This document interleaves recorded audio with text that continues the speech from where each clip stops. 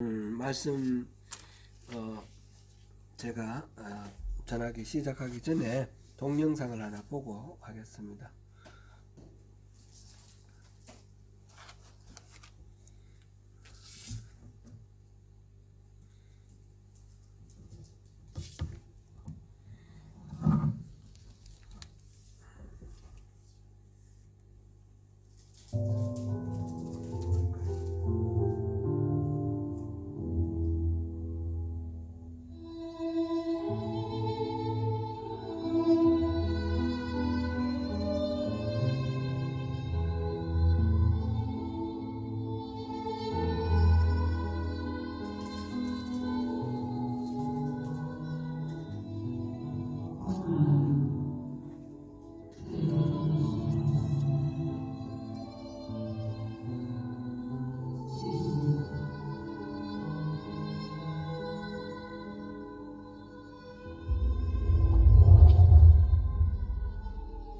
소리가 잘 들립니까?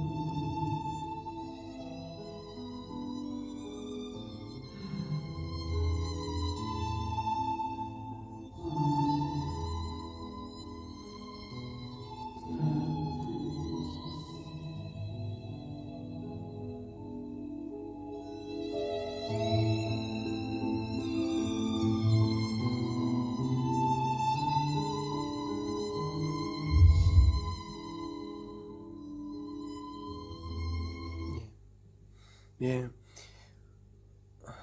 잘 전달이 됐습니까? 소리가 제가 생각한 것보다 아주 소리가 안 좋네요. 그죠? 소리가 잘 안 좋아서 제가 한 번 더 읽어 드릴게요. 또 이 SNS로 예배하시는 분들도 계시기 때문에 제가 한 번 더 읽어 드릴게요. 제목은 엄마는 그래도 되는 줄 알았습니다. 그런 제목이고요. 이 시를 쓴 사람은 심순덕이라는 부인입니다. 읽겠습니다. 엄마는 그래도 되는 줄 알았습니다. 하루 종일 밭에서 죽으라 힘들게 일해도. 엄마는 그래도 되는 줄 알았습니다. 찬밥 한 덩이로 대충 부뚜막에 앉아 점심을 때워도. 엄마는 그래도 되는 줄 알았습니다. 한겨울 냇물에 맨손으로 빨래를 방망이질 해도. 엄마는 그래도 되는 줄 알았습니다. 배부르다 생각 없다. 식구들 다 먹이고 굶어도. 엄마는 그래도 되는 줄 알았습니다. 발뒤꿈치 다 해져 이불이 소리를 내도. 엄마는 그래도 되는 줄 알았습니다. 손톱이 깎을 수조차 없이 닳고 문드러져도. 엄마는 그래도 되는 줄 알았습니다. 아버지가 화내고 자식들이 속썩여도 전혀 끄덕없는. 엄마는 그래도 되는 줄 알았습니다. 외할머니 보고 싶다. 외할머니 보고 싶다. 그것이 그냥 넋두리인 줄만. 한밤중 자다 깨어 방구석에서 한없이 소리 죽여 울던 엄마를 본 후론 엄마는 그러면 안 되는 것이었습니다. 예, 이 시는 이 시를 쓴 사람은 심순덕이라는 시인인데 1960년생입니다. 그러니까 우리 어른들 저 또래 이상 어른들은 이 시가 묘사하고 있는 어머니 상이 그대로 잘 이해가 되는데 젊은이들에게는 잘 이렇게 묘사하는 상황이 다르지만 그래도 엄마는 우리가 당연하게 이런 고생을 해도 되겠다 생각했던 것들에 대해서 다시금 이렇게 한번 환기하는 그런 마음은 같이 전달될 거라고 생각됩니다. 어머니의 일생을 한마디로 말하자면 섬김이 아닌가 그런 생각이 듭니다. 뱃속에서 10달을 품고 생명이 되도록 키워주시고 그리고 큰 그 산고 그 아픔을 겪으면서 우리를 낳으시고 똥오줌 받아내고 닦으며 진자리 마른 자리 갈아 눕히시며 그렇게 우리를 키워주셨습니다. 엄마 아빠 맘마 빠빠 까까 하나 둘 셋 말 가르쳐 주시고 그런마 가르쳐 주시고 그 다음에 또 자라면서 미운 오세 뭐 중2병 뭐 이런 것도 있는데 반항과 고집도 다 받아주시면서 어른으로 자라 독립할 때까지 음식이며 뭐 의식주 빨래며 온갖 뒷바라지 하면서 공부도 하고 건강하게 자라서 스스로 이렇게 살아갈 수 있도록 우리를 뒷받침해 주셨습니다. 어머니 일생은 자녀들을 위해 섬기는 삶에 오롯이 희생이 됩니다. 오늘 우리가 읽은 본문은 예수님이 스스로 이 땅에 오신 목적이 바로 섬김이다 라고 말씀하셨는데 그 섬김, 어머니의 일생이 그 섬김을 표현하는데 가장 좋은 예가 될 것 같은데 예수님에 대해서 예수님의 이 섬김을 우리 묵상하면서 어떻게 우리 인생을 살아가면 좋을지 같이 한번 살펴보겠습니다. 오늘 본문에서는 세베대의 아들의 어머니가 두 아들을 데리고 예수님께 왔다 그랬습니다. 세베대의 아내가 두 아들을 데리고 왔다 이러면 좋을 텐데 세베대의 아들의 어머니라고 이렇게 하는 거 보면 이 어머니는 정식 부인이 아니었을지도 모르겠습니다. 그 당시에 일부 다처제니까 뭐 그런 상황이고 어쨌든 이 어머니에게는 너무너무 소중한 두 아들, 이 두 아들을 위해서 예수님께 인사청탁을 합니다. 이 두 아들이 야고보와 요한인데 마가복음에서는 어머니가 같이 온 게 아니라 두 아들이 직접 얘기한 것으로 되어 있습니다. 어쨌든 이 야고보와 요한이 예수님께 찾아와서 하나는 주의 나라, 주님이 지금 막 예루살렘으로 입성하려고 하는 찰나인데 주님께서 이 주의 나라를 이루시면 하나는 오른쪽에 하나는 왼쪽에 뭐 쉽게 말하자면 좌의정 영의정 권력의 핵심에 우리 두 아들을 세워달라 앉혀달라 그런 인사청탁입니다. 예수님께서는 거기에 대해서 너희가 이 잔을 마실 수 있냐 이렇게 물어보고 마실 수 있다 그러니까 그 잔은 마실 것이다. 그렇지만 내 오른쪽 왼쪽에 앉는 거는 하나님이 예비하신 사람이 앉을 거다. 그러면서 완곡하게 거절을 하십니다. 이 상황을 알게 된 다른 제자들이 요한과 야고보에게 화를 냅니다. 같이 이렇게 12제자가 다른 많은 사람들도 있지만 특별히 12제자는 사도로 세움을 받았잖아요.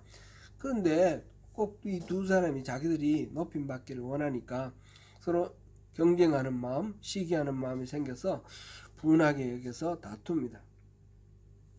예수님은 제자들 다 불러 모으시고 이방인의 집권자들은, 말하자면 세상 사람들은, 권세를 가진 사람들이 아래 사람들에게 권세를 부리지만 너희들은 그렇게 하면 안 된다. 너희들 그리스도의 제자들 그렇게 하지 않아야 된다. 이렇게 말씀하시면서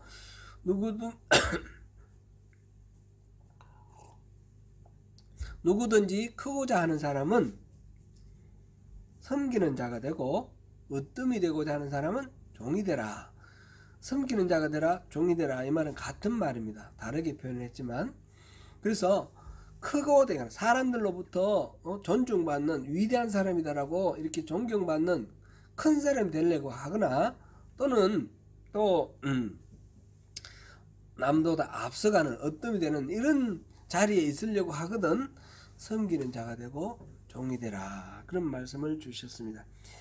이 상황은 본문의 바로 앞에 20장 17절 19절에서 예수님께서 지금 예루살렘에 가면 제사장과 또 장로들로부터 핍박을 받고 십자가에 달려 죽고 죽은 지 사흘 만에 살아날 것이다. 말하자면 순환 예고를 했습니다. 순환 예고를 한 바로 다음에 지금 인사청탁하는 그런 장면이 나오고 있습니다. 18장 1절 4절에서도 예수님이 두 번째 순환 예고를 했을 때 그때 제자들 사이에 천국에서 누가 크냐 해서 말다툼이 있었고, 예수님께서는 어린아이와 같은 그런 사람이 천국에서 큰 자다, 그런 말씀을 하신 적이 있습니다. 지금 오늘 본문에서 보면 그 제자들의 마음속에 욕심이 이전보다도 한층 더 강화되어 있다라는 것을 알 수 있습니다. 예수님의 고난이 정점을 향해 달려가는데 제자들의 마음은 더욱 욕심으로 불타오르면서 이렇게 나타나는 이런 것을 보면 묘한 아이러니 같은 것을 느낍니다. 인간은 참 이런 것이구나. 예수님이 말 안 하신 것도 아닌데 알아듣지 못하고 계속해서 이분에 예수님이 들어가시면 내가 한 자리 잡고야 말겠다라는 그런 식으로 반응하고 있는 것입니다. 그들의 반응은 인간적으로 보면 어쩌면 당연한 것 같습니다. 이 사람들은 부모 형제들로부터도 다 떠났고 자기가 하고 있던 생업도 다 내려놓고 예수님 이분이 메시아다 싶어서 다 내버리고 쫓아온 사람들입니다. 그리고 예수님 보니까 오병이어 사건 같이 이렇게 떡 5덩이와 물고기 2마리로 남자 장정만 5,000명 되는, 그러니까 한 수만 명 되는 그런 사람들을 다 배불리 먹게 할 수 있는 그런 놀라운 능력이 있잖아요. 무리를 걷기도 하고 또 풍파를 잠잠하게 이렇게 하기도 하시는 초자연적인 그런 권능, 능력을 가지신 분이니까 이분이 지금 예루살렘으로 가는데, 예루살렘에 보면 이 이스라엘을 지금 식민지로 다스리고 있는 로마의 군인들이 있단 말이죠. 곳곳에 있지만 예수님은 그거 두려워하지 않고 당당하게 가시는 걸 보면 틀림없이 예수님은 이 로마군들을 물리치고 새로운 나라를 마련할 것이다. 그런 믿음을 갖는 것이 어쩌면 당연해 보입니다. 그때에 오히려 로마군의 어떤 반격을 예상하면서 위축되거나 두려워하지 않고 예수님과 함께 당당하게 나가는 이 사람들의 용기가 가상할 정도로 그렇게 보입니다. 그렇지만 이거는 전적으로 인간적인 그런 관점이고, 예수님이 생각하시고 예수님이 가르치신 그 예수님의 앞으로 펼쳐나갈 하나님 나라를 여는 그 장면하고는 전혀 상관이 없는 거죠. 이 제자들은 그렇게 메시아가 예수님이 지금 펼치실 하나님의 나라의 본질에 대해서는 전혀 알지 못하고 있습니다. 예수님께서는 그 본질을 지금 핵심적으로 말씀하시는 겁니다. 세상 사람들은, 권세를 가진 사람들이 다른 사람들을 부리고 굴림을 하지만 하나님 나라는 그렇지 않다. 높은 사람, 이 권력을 가진 사람은 도리어 섬기는 사람이다. 종이 되는 사람이다. 이렇게 말씀하고 계십니다. 이 섬긴다라는 말의 원래 이제 성경에 기록되어 있는 헬라 말은 디아코니아라는 말입니다. 구약에서도 섬긴다가 많이 나오는데 구약에서는 아바드라는 그런 단어를 씁니다. 이 디아코니아라는 말은 식사에 시중을 든다, 그런 말에서 이제 비롯되었는데, 노예가 주인의 뭐 하는 일을 옆에서 거두는 것, 시중드는 것, 그것을 주로 가리키는 말이었습니다. 하급자가 상급자를 돕는 일, 이런 일들 다 섬긴다, 그렇게 말했죠. 그러니까 섬긴다라는 말은 명예로운 그런 말이 아닙니다. 근데 섬긴다는 말 중에서 좀 다르게 의미가 받아들여지는 게 있는데, 신을 섬긴다. 신을 섬기는 것은 인간을 초월하는 초월적인 존재, 신을 섬기는 것은 그거는 고귀한 일이고 또 가치 있는 일이다, 이렇게 평가를 받았습니다. 이거는 헬라어로 디아코니아라는 말일 경우이고, 아바드라는 히브리 말 보면 이 아바드는 노동하다 또는 뭐 섬기다, 봉사하다 이런 뜻인데, 또 한편으로는 예배하다 이런 뜻도 됩니다. 예배하는 것도 아바드. 이게 이제 예수님께서 이런 섬긴다는 것은 아랫사람이, 종이 주인이나 윗사람을 위해서 자신을 희생하고 그게 명령에 복종하면서 이렇게 그 욕구를 채워준다라는 그런 뜻인데, 그 의미를 지금 반전시키고 있는 것입니다.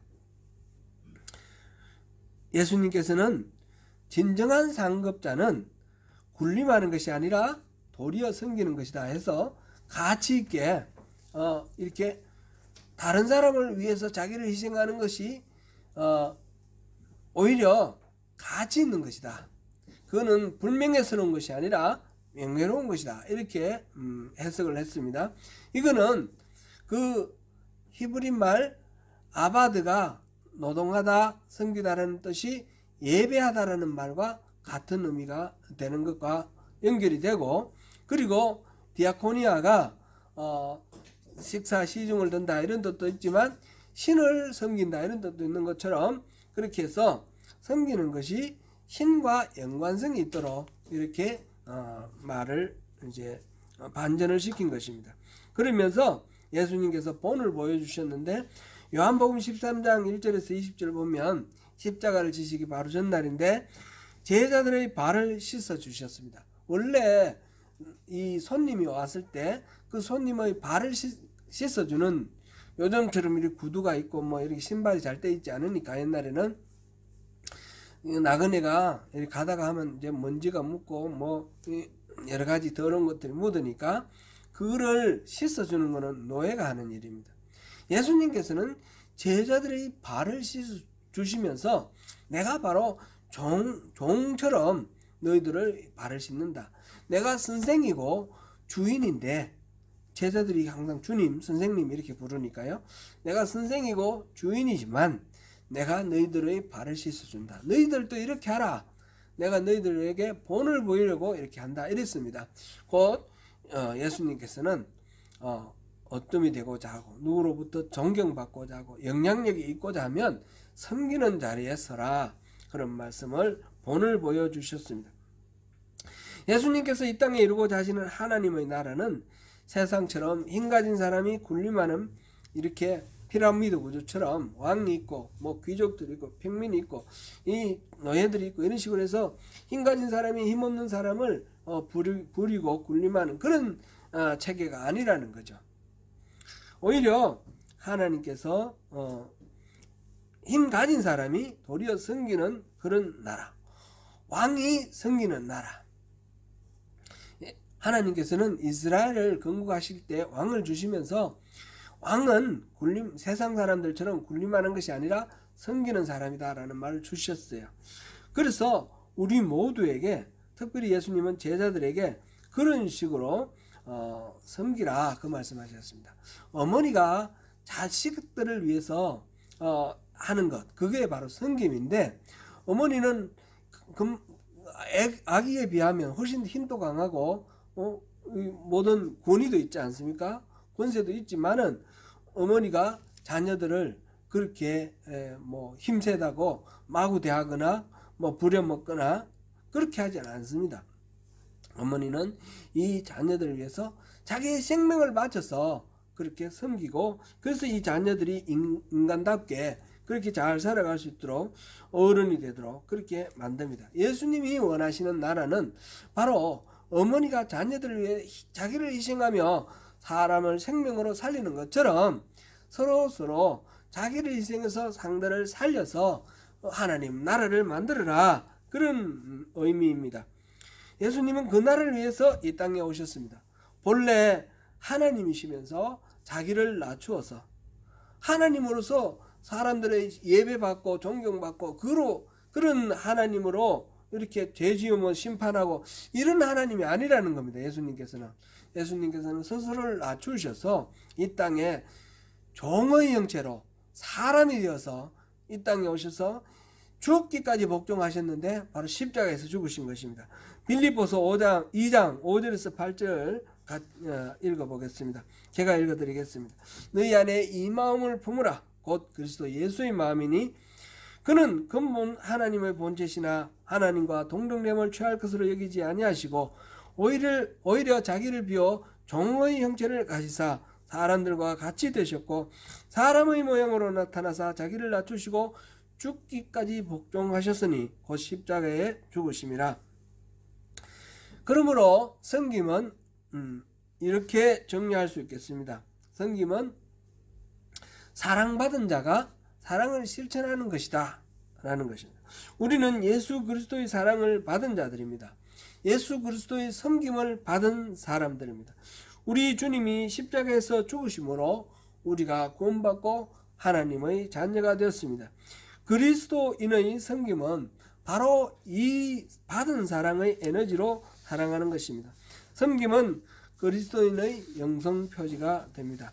섬김 또는 봉사, 디아코니아를 같이 번역한 말입니다.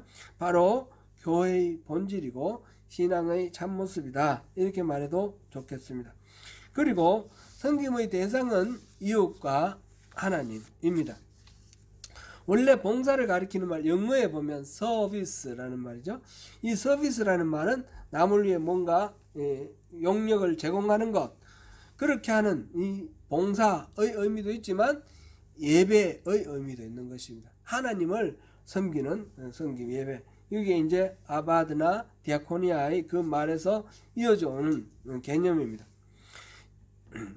그런데 마태복음 25장에서 우리가 여러 번 봤듯이 예수님께서 나중에 마지막 날 심판하러 오실 때에 목자가 양과 염소를 나누듯이 사람들을 양과 염소를 나눈다 그랬습니다. 그리고는 그 자리에서 지극히 작은 자 한 사람에게 한 것은 바로 나에게 한 것이고 지극히 작은 자에게 하지 않은 것은 나에게 하지 않은 것이다, 이렇게 말씀하셨습니다. 곧 이 세상에서 우리 이웃들에게 행한 것은 하나님께 행한 것이 되고 이웃들에게 하지 않은 것은 하나님께 하지 않은 것이라는 것입니다. 그러니까 이웃을 섬긴다는 말은 바로 하나님을 섬긴다는 말과 같습니다. 이웃을 이렇게 외면하고 무시하고 이렇게 하는 것은 하나님을 외면하고 무시하는 것과 마찬가지라는 그런 이야기가 되는 것입니다. 초대교회에 이웃을 섬기는 일이 아주 중요한 그런 교회의 역할이었는데 그것은 바로 하나님을 섬기는 일이었기 때문에 그렇습니다. 이웃을 섬기는 것은 바로 예배다, 예배의 일부분이다, 이렇게 말할 수 있겠습니다. 우리가 어려운 처지에 있는 사람을 어떤 필요를 채워줄 때에 나의 자비심으로 이렇게 사랑을 베풀어 주는 거다, 이렇게 생각하면 그것은 오류인 것입니다. 그거는 세상 사람들의 생각입니다. 그게 아니라 하나님이 우리에게 베풀어 주신 사랑을 흘려보내는 것입니다. 나누는 것입니다. 내 것이 아니고 하나님의 것을 나누는 것입니다. 이게 바로 그 흘려보내는 그 대상이 하나님의 자녀이기 때문에 하나님이 자녀에게 하나님이 내게 맡겨놓으신 그 사랑과 은혜를 나누는 것은 거룩한 사명이 되는 것입니다. 섬김은 그러므로 이 그리스도인들에게 중요한 덕목이고 그것을 실천하고 연습하는 곳이 바로 교회다. 이렇게 우리가 같이 이렇게 말씀드릴 수 있습니다. 오늘날 교회가 너무 개인적인 어떤 신앙, 마음 맞는 사람들끼리 모이는 어떤 공동체처럼 그렇게 인식하는 경우들이 많이 있습니다. 그렇게 해서 믿는 사람들끼리만 열심히 모이고 그러다 사회와 관련이 없어지고 점점 사회와 동떨어진 그런 상황이 되어 가는데 하나님께서 세상을 사랑하십니다. 요한복음 3장 16절 말씀이 그거 아닙니까? 하나님이 세상을 이처럼 사랑하사 독생자를 주셨으니 하나님은 이 세상을 독생자를 주실 만큼 사랑하십니다. 그러므로 우리는 하나님의 그 사랑을 이 세상에 흘러 넘치는 그런 통로가 되어야 됩니다. 그래서 이 세상 모두가 하나님의 나라로 회복되고 하나님의 자녀로 회복되는 그런 일을 위해서 우리가 하나님의 은혜를 전하는 그런 사람이 되어야 됩니다. 교회가 세상을 섬기지 않는다면 교회의 사명을 잃어버린 것이 됩니다. 교회 안에서 봉사하는 것은 바로 그런 교회의 사명을 위해서 섬김을 훈련하는 것입니다. 우리 조국 대한민국에서 제가 이 뉴질랜드에 와서 이민해서 살지만 계속해서 한인교회에 있고 한인그룹에서 있다 보니까 뉴질랜드 상황은 사실은 잘 모릅니다. 잘 모르는데 우리 조국의 교회에서 보면 80년대 90년대 이른바 고지론이라는 게 아주 많이 이렇게 고지론과 또 미답지론 이런 것들이 논쟁이 있었습니다. 이게 뭔가 하면 특별히 젊은이들 청년들에게 많이 강조되는 말이었는데 고지론은 전쟁할 때 높은 고지를 차지하면 이게 멀리까지 볼 수 있기 때문에 적의 동태를 다 살필 수 있기 때문에 고지를 차지하면 많은 땅을 차지할 수 있다라는 그런 논리죠. 그래서 예수 믿는 사람들이 세상에서 영향력이 큰 높은 자리에 올라가서 그 자리에서 많은 영향을 행사해서 하나님 나라를 회복하자. 그런 설교를 했습니다. 이른바 고지론인데 삼일교회 전병국 목사 같은 사람이 그 대표적이고요. 그래서 젊은이들로부터 많은 각광을 받고 환영을 받았는데 이것이 한편으로는 많은 또 문제가 있다라는 반성의 이야기들이 많이 나왔습니다. 그거는 기독교는 그런 것이 아니라는 거죠. 지금 오늘 우리가 살펴본 이 본문처럼 섬김을 받으려고 오신 것이 아니라 섬기려 예수님이 오셨듯이 우리 또한 세상에서 섬김을 받는 것이 아니라 섬기는 것이 그리스도인의 본 모습이다. 그렇게 생각을 하고 그래서 미답지론, 답자가 밟을 답지예요. 미는 아닐 미자. 아직 밟지 않은 땅으로 가는 것이 그리스도인의 참다운 모습이다. 그래서 남들이 이렇게 좋아하지 않고 싫어하고 힘들어하는 그런 어두운 곳, 힘든 곳, 어려운 곳으로 가서 좁은 길로 가서 그래서 하나님의 나라를 조금씩 회복해 나가는 것이 그것이 바른 그리스도인의 모습이다. 예를 들어서 테레사 순녀라든지 우리 최일도 목사라든지 세상 사람들로부터 이렇게 쉽게 이렇게 가는 것이 선택받는 것이 아닌 어려운 길로 그렇게 하는 것이 오히려 세상 사람들로부터 좋은 긍정적인 반응을 갖게 하고 하나님 나라를 확장할 수 있는 좋은 효과가 있다. 그런 거죠. 그렇게 하는 것이 미답지론입니다. 거창고등학교, 경북에 거창에 있는 거창고등학교, 시골 학교인데 이 거창고등학교가 아주 유명해졌습니다. 유명해졌는데 그 교장 선생님 김영창 선생님이 가르친 10계명 제가 한번 읽어 드릴 테니까 한번 들어보십시오. 직업 선택의 10개. 제1계명 월급이 적은 쪽을 택하라. 제2계명 내가 원하는 곳이 아니라 나를 필요로 하는 곳을 택하라. 제3계명 승진의 기회가 거의 없는 곳을 택하라. 제4계명 모든 것이 갖추어진 곳을 피하고 처음부터 시작해야 하는 황무지를 택하라. 제5계명 앞을 다투어 모여드는 곳은 절대 가지 마라. 아무도 가지 않는 곳으로 가라. 제6계명 장래생이 전혀 없다고 생각되는 곳으로 가라. 제7계명 사회적 존경 같은 건 바라볼 수 없는 곳으로 가라. 제8계명 한가운데가 아니라 가장자리로 가라. 제9계명 부모나 아내가 약혼자가 결사 반대하는 곳이면 틀림없다. 의심치 말고 가라. 제10계명 왕관이 아니라 단두대가 기다리는 곳으로 가라. 어떻습니까? 참 여기에는 많은 고민이 담겨 있고 쉽게 옳다 그리고 따르기가 만만치 않은 그런 말입니다. 거창고등학교 출신들이 이 계명을 가지고 세상에 나가서 좋은 영향력을 많이 미쳤습니다. 그래서 모두들 주목하게 되는 그런 이야기가 됐습니다. 아까 말씀드린 고지론의 주창자라고 할 수 있는 전병국 목사가 성추행 사건으로 쫓겨났습니다. 쫓겨나고 그 후임으로 들어온 송태근 목사가 이 고지론은 기독교적이라고 말할 수가 없다. 미답지론, 남들이 힘들어하고 꺼려하는 그런 곳으로 그리스도는 가서 이 사회를 생명력 있게 살리는 그런 역할을 해야 된다. 이렇게 이제 말을 했습니다. 그렇게 지금 현재도 삼일교회 그런 식으로 이제 추구하고 있는데 많은 고지론이 많은 문제점이 있음에도 불구하고 그것을 전적으로 부인하기는 어려운 점이 있습니다. 특별히 우리 젊은이들에게 이 거창고등학교 10계명 이것을 그대로 적용해서 말하기가 글자 그대로 이렇게 말하기가 좀 어렵다라는 것입니다. 예수님의 비유 중에 그 달란트 비유도 있죠. 달란트 비유.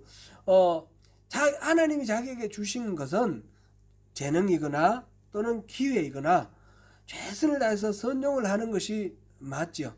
그것을 땅속에 묻어 놓으면 안 되는 것 아니겠습니까? 그러니까 최선을 다해서 능력을 키우고 최선을 다해서 영향력을 발휘하는 것이 맞다. 그런 생각이 듭니다. 그러나 다만 그것으로 인해서 자기의 만족을 구하고 자기의 명예와 자기의 권세를 추구하고 그래서 자기중심적으로 모든 것들을 바라보면 그거는 안 된다는 거죠. 오늘 본문의 말씀대로 섬기는 자의 자리로 가면 좋겠다는 거죠.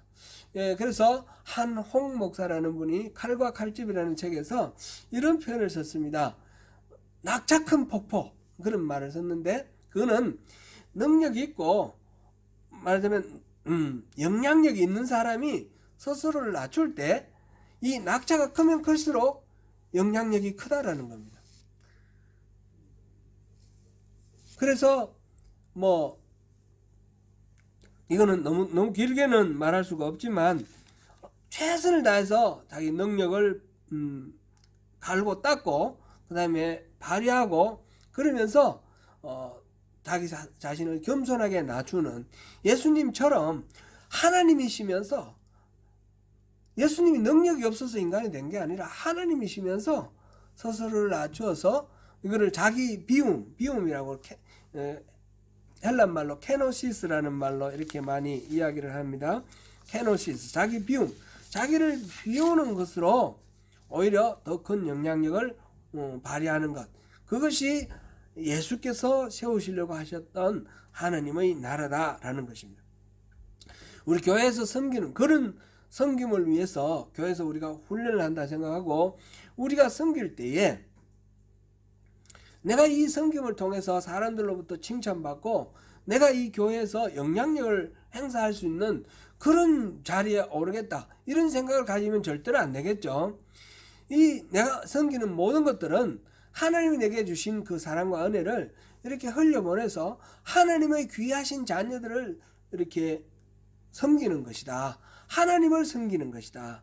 교회에서 이렇게 섬기는 건 교회 안에서 그런 하나님을 섬기는 걸 훈련하고, 이것이 사회 속에서도 이 교회가 세상을 섬기는 그 일을 통해서 이 세상에 하나님의 영향력을 인정을 하고 들어올 수 있도록 하는 것, 이것이 참된 섬김이다, 이렇게 볼 수 있겠습니다. 오늘 본문 우리가